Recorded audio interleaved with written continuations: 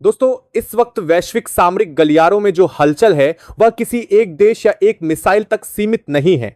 अगर आने वाले कुछ घंटों या दिनों में वह परिदृश्य साकार होता है जिसकी चर्चा खुफिया और रणनीतिक विश्लेषणों में की जा रही है, तो यह माना जाएगा कि दुनिया 21वीं सदी के सबसे बड़े पावर शिफ्ट के मुहाने पर खड़ी है। यह कोई सामान्य हथियार परीक्षण नहीं होगा, यह उस व्यवस्था के अंत की घोषणा होगी जिसमें दशकों से सिर्फ एक ध्रुव तय करता रहा कि कौन बचेगा और कौन दबेगा। रणनीतिक विश्लेषण यह संकेत देते हैं कि अगर ईरान कभी खुले तौर पर यह प्रदर्शित करता है कि उसके पास परमाणु क्षमता वाली लंबी दूरी की मिसाइलें ऑपरेशनल स्थिति में हैं, तो इसका मतलब सिर्फ खाड़ी क्षेत्र में तनाव नहीं होगा। इसका मतलब होगा कि पूरा मिडिल ईस्ट, यूरोप का बड़ा हिस्सा और अमेरिका का मुख्य भूभाग भी संभावित समीकरण में आ जाएगा। यह वह बिंदु होगा जहां रोकथाम की नीति कागज पर अच्छी लगेगी, लेकिन जमीन पर हर निर्णय एक चूक से महायुद्ध में बदल सकता है। यह समझना जरूरी है कि ईरान का परमाणु कार्यक्रम केवल तकनीकी परियोजना नहीं रहा। अगर यह परिदृश्य सच होता है तो यह वर्षों की रणनीतिक धैर्य, प्रतिबंधों के बीच जिंदा रहने की क्षमता और वैश्विक गठबंधनों की बदलती दिशा का नतीजा होगा।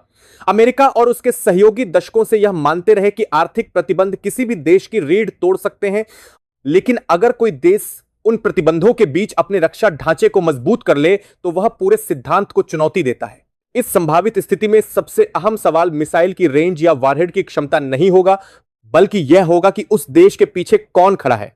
वैश्विक राजनीति में कोई भी शक्ति अकेले खड़ी होकर इतनी बड़ी छलांग नहीं लगाती। अगर ईरान जैसा देश इस स्तर तक पहुंचता है तो इसका मतलब वह होगा कि दुनिया के शक्ति केंद्रों में कुछ ऐसा बदला है जो सार्वजनिक बयानों में नहीं दिखता, लेकिन रणनीतिक चालों में साफ महसूस होता है।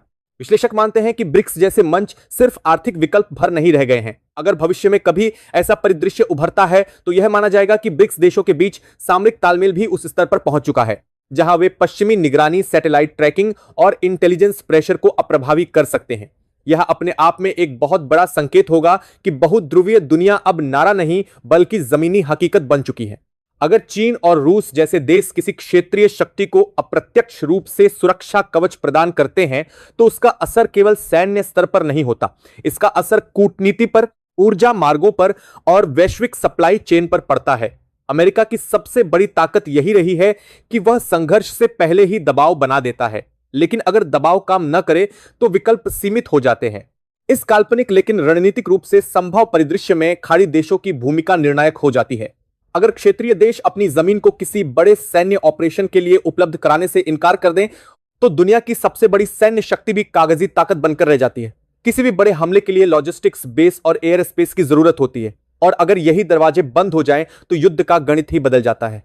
यहीं से धार्मिक, सांस्कृतिक और क्षेत्रीय कूटनीति का महत्व सामने आता है। ईरान ने दशकों से सिर्फ हथियार नहीं बनाए, उसने प्रभाव क्षेत्र भी तैयार किया। अगर भविष्य में कभी टकराव की स्थिति बनी तो वह सिर्फ मिसाइल बनाम मिसाइल नहीं होगा बल्कि नेटवर्क बनाम नेटवर्क होगा।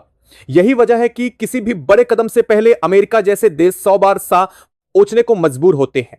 अब जरा इस पूरे परिदृश्य को भारत की नजर से देखिए। भारत के लिए मिडिल ईस्ट सिर्फ संघर्ष का क्षेत्र नहीं है बल्कि ऊर्जा, सुरक्षा, व्यापार और संपर्क का मार्ग है। अगर इस इलाके में अस्थिरता बढ़ती है तो उसका असर सीधे भारतीय अर्थव्यवस्था और रणनीतिक हितों पर पड़ेगा। यही कारण है कि भारत की कूटनीति अक्सर शोर से दूर लेकिन असरदार रहती है।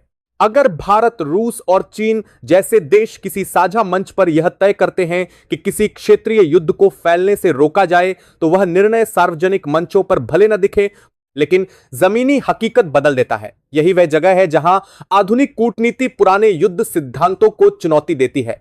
दोस्तों, इस विश्लेषण का मकसद डर फैलाना नहीं है बल्कि यह समझाना है कि दुनिया अब उस दौर में नहीं है जहां एक राजधानी से आदेश जारी होते थे और पूरी दुनिया लाइन में खड़ी हो जाती थी।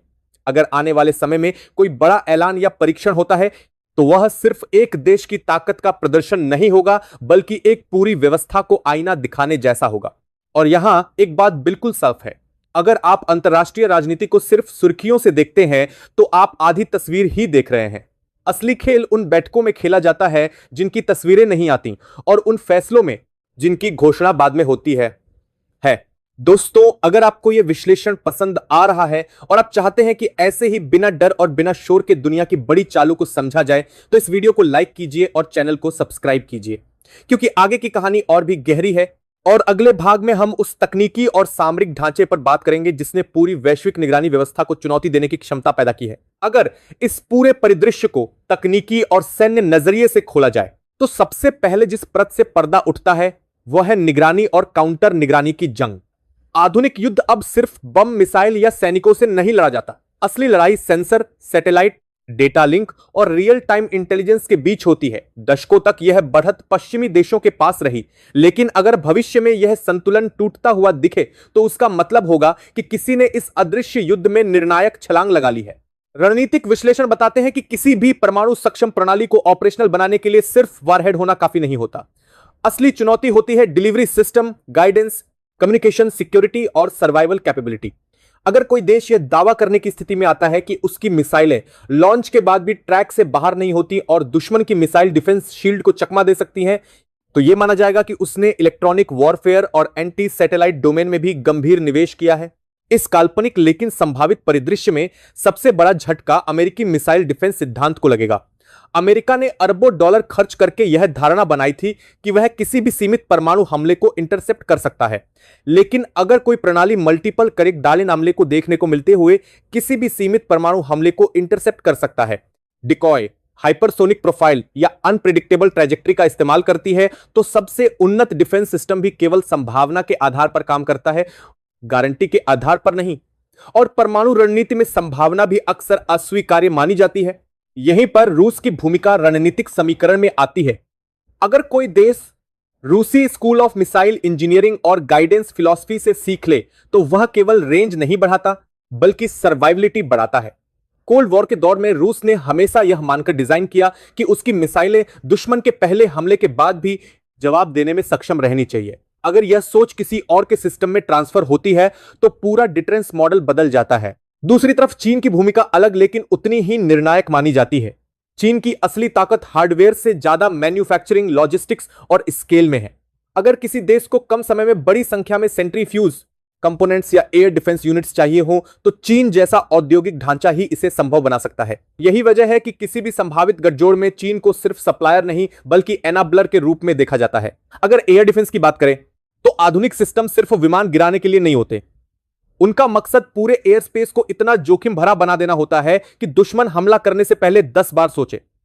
अगर किसी देश के पास ऐसा मल्टी लेयर डिफेंस हो जो ड्रोन, क्रूज मिसाइल और स्टेल्थ एयरक्राफ्ट सभी के लिए खतरा बने तो सीधा एयर स्ट्राइक लगभग नामुमकिन हो जाता है और बिना एयर सुपीरियोरिटी के कोई भी बड़ा सैन्य ऑपरेशन अधूरा माना जाता है। इसी कड़ी में साइबर और स्पेस डोमेन भी सामने आते हैं। आधुनिक युद्ध में सैटेलाइट लिंक टूटते ही मिसाइलें अंधी हो सकती हैं और ड्रोन बेमतलब। अगर कोई देश यह क्षमता विकसित कर ले कि वह संकट के समय दुश्मन की कम्युनिकेशन और नेविगेशन को बाधित कर सके तो यह बिना एक गोली चलाए आधी लड़ाई जीतने जैसा होता है। यही वजह है कि हाल के वर्षों में स्पेस को 5वां युद्ध क्षेत्र कहा जाने लगा है। अब इस पूरे ढांचे में भारत की भूमिका को समझना जरूरी है। भारत की रणनीतिक संस्कृति हमेशा से सीधी टकराव से बचते हुए संतुलन बनाने की रही है। भारत जानता है कि किसी भी बड़े क्षेत्रीय युद्ध का सीधा असर उसकी ऊर्जा आपूर्ति, व्यापार मार्ग और प्रवासी नागरिकों पर पड़ेगा। इसलिए भारत की प्राथमिकता अक्सर यह रही है कि संघर्ष भड़के ही नहीं, या अगर भड़के तो सीमित रहे। अगर भविष्य में ऐसा कोई परिदृश्य बनता है जहां मिडिल ईस्ट में किसी बड़े टकराव की आशंका हो तो भारत की कूटनीति पर्दे के पीछे सक्रिय हो जाती है। यह सक्रियता बयानों में नहीं बल्कि संपर्कों में दिखती है। यही वह जगह है जहां रणनीतिक साझेदारी और विश्वास काम आते हैं। भारत के लिए ईरान केवल एक देश नहीं बल्कि एक भू आर्थिक लिंक है जो मध्य एशिया और यूरोप तक रास्ता खोलता है। विश्लेषकों का मानना है कि अगर किसी क्षेत्रीय शक्ति को यह भरोसा हो जाए कि वह पूरी तरह अकेली नहीं है तो उसकी बातचीत की टेबल पर स्थिति मजबूत हो जाती है। यह मजबूती युद्ध की नहीं बल्कि युद्ध को टालने की होती है। यही कारण है कि कई बार सैन्य क्षमता का प्रदर्शन वास्तव में शांति का औजार बन जाता है। अमेरिका के लिए इस तरह का परिदृश्य सबसे कठिन इसलिए होता है क्योंकि उसे कई मोर्चों पर सोचना पड़ता है। एक तरफ यूरोप, दूसरी तरफ इंडो पैसिफिक और तीसरी तरफ मिडिल ईस्ट। अगर एक साथ कई थिएटर अस्थिर हो जाए तो संसाधन, ध्यान और राजनीतिक इच्छा शक्ति बंट जाती है। यही वह बिंदु है जहां एक अध्रुवीय ताकत की सीमाएं सामने आती हैं। इस पूरे विश्लेषण का निष्कर्ष यह नहीं है कि युद्ध तय है बल्कि यह है कि युद्ध का गणित बदल चुका है। अब फैसले जल्दबाजी में नहीं लिए जा सकते हर कदम के पीछे 10 परतों का आकलन करना पड़ता है और अगर किसी भी स्तर पर यह आकलन गलत हुआ तो उसके नतीजे सिर्फ क्षेत्रीय नहीं, वैश्विक होंगे। अगले हिस्से में हम इसी परिदृश्य के राजनीतिक और वैश्विक असर को समझेंगे। कैसे यह संभावित शक्ति संतुलन डॉलर, तेल, गठबंधनों और अंतरराष्ट्रीय संस्थाओं को प्रभावित कर सकता है और क्यों दुनिया की सत्ता का केंद्र धीरे धीरे अपनी दिशा बदलता हुआ महसूस हो रहा है। अगर इस पूरे रणनीतिक परिदृश्य को राजनीतिक और वैश्विक असर के स्तर पर देखा जाए तो सबसे पहले जिस चीज में कंपन महसूस होती है वह है अंतरराष्ट्रीय व्यवस्था की नींव। दशकों से दुनिया एक ऐसी प्रणाली पर चल रही थी जहां सैन्य ताकत, आर्थिक दबाव और डॉलर आधारित व्यवस्था मिलकर नियम तय करती थी। लेकिन अगर किसी क्षेत्रीय शक्ति को यह भरोसा हो जाए कि वह सैन्य रूप से रोकी नहीं जा सकती और कूटनीतिक रूप से अलग थलग नहीं की जा सकती, तो वही क्षण व्यवस्था के लिए सबसे बड़ा झटका बन जाता है। इस संभावित स्थिति में सबसे पहला असर ऊर्जा बाजारों पर पड़ता है। मिडिल ईस्ट में अस्थिरता की आहट भर से तेल की कीमतें उछलती हैं, बीमा दरें बढ़ती हैं और सप्लाई चेन सिहर जाती है। अगर किसी बड़े संघर्ष की आशंका बनती है तो यह केवल तेल उत्पादक देशों का मुद्दा नहीं रहता, बल्कि हर उस अर्थव्यवस्था का संकट बन जाता है जो आयात पर निर्भर है। यही वजह है कि वैश्विक ताकतें किसी भी कीमत पर इस क्षेत्र में अनियंत्रित युद्ध नहीं चाहती। इसके साथ ही डॉलर की भूमिका पर भी सवाल उठने लगते हैं। अगर भविष्य में ऐसे परिदृश्य उभरते हैं जहां बड़े सौदे स्थानीय मुद्राओं या वैकल्पिक भुगतान प्रणालियों में होने लगे, तो यह धीरे धीरे उस वित्तीय वर्चस्व को चुनौती देता है जिस पर अमेरिका की ताकत टिकी रही है। यह बदलाव अचानक नहीं होता, लेकिन हर संकट एक और ईंट निकाल देता है और जब पर्याप्त ईंटें निकल जाती हैं तो दीवार अपने आप कमजोर दिखने लगती है। राजनीतिक स्तर पर अमेरिका के सामने सबसे बड़ी चुनौती यह होती है कि वह अपने सहयोगियों को एकजुट कैसे रखे। अगर सहयोगी देशों को यह लगने लगे कि किसी संघर्ष में कूदने की कीमत बहुत ज्यादा है और लाभ अनिश्चित है, तो वे दूरी बनाना शुरू कर देते हैं। यह दूरी सार्वजनिक बयानों में नहीं बल्कि फैसलों में दिखती है। एयरस्पेस की अनुमति, बेस के इस्तेमाल और लॉजिस्टिक सहयोग जैसे मुद्दे यही निर्णायक हो जाते हैं। इसी बिंदु पर बहुध्रुवीय दुनिया की वास्तविकता सामने आती है। अगर रूस और चीन जैसे देश किसी भी बड़े संकट में अलग अलग लेकिन समन्वित तरीके से संतुलन बनाए रखने की कोशिश करते हैं, तो यह माना जाएगा कि वैश्विक शक्ति अब किसी एक राजधानी में केंद्रित नहीं रही। यह बदलाव शोर के साथ नहीं आता, बल्कि धीरे धीरे फैसलों के वजन में दिखाई देता है। भारत के लिए यह परिदृश्य अवसर और सावधानी दोनों लेकर आता है। अवसर इसलिए क्योंकि भारत ऐसे समय में एक स्थिर, विश्वसनीय और संतुलनकारी शक्ति के रूप में उभर सकता है। सावधानी इसलिए क्योंकि किसी भी बड़े संघर्ष का फैलाव भारत के हितों को सीधे प्रभावित कर सकता है। यही वजह है कि भारत की भूमिका अक्सर मध्यस्थ, संयोजक और शांतकर्ता की होती है, न कि उत्तेजक की। अगर कभी दुनिया ऐसे मोड़ पर पहुंचे जहां युद्ध और शांति के बीच का फासला कुछ फैसलों का रह जाए, तो पर्दे के पीछे की कूटनीति सबसे अहम हथियार बन जाती है। यह वह जगह है जहां फोन कॉल, गुप्त बैठकें और भरोसे के रिश्ते मिसाइलों से ज्यादा ताकतवर साबित होते हैं। आधुनिक विश्व में यही असली शक्ति है, बिना लड़ाई जीती गई लड़ाई। इस संभावित शक्ति संतुलन का असर अंतरराष्ट्रीय संस्थाओं पर भी पड़ता है। संयुक्त राष्ट्र, सुरक्षा परिषद और अन्य बहुपक्षीय मंच तब तक प्रभावी रहते हैं जब तक बड़ी ताकतें उन्हें गंभीरता से लें। अगर जमीनी हकीकत उनसे तेज बदलने लगे तो संस्थाएं पीछे छूट जाती हैं, और जब ऐसा होता है तो नए मंच, नए गठबंधन और नए नियम जन्म लेते हैं। यही वजह है कि आने वाले समय में दुनिया को किसी एक बड़े धमाके से ज्यादा छोटे छोटे बदलावों पर ध्यान देना होगा। कौन किसके साथ व्यापार कर रहा है, कौन किसे तकनीक दे रहा है, कौन किस संघर्ष में चुप है, ये सारी चीजें मिलकर भविष्य की तस्वीर बन आती हैं, और इस तस्वीर में शोर कम और संकेत ज्यादा होते हैं। इस पूरे विश्लेषण का सार यही है कि अगर कभी ऐसा क्षण आता है तो वह सिर्फ किसी एक देश की जीत या हार नहीं होगी, वह उस सोच की परीक्षा होगी जिसने दशकों तक दुनिया को चलाया। यह तय करेगा कि आने वाली सदी में ताकत का मतलब डर पैदा करना होगा या संतुलन बनाना।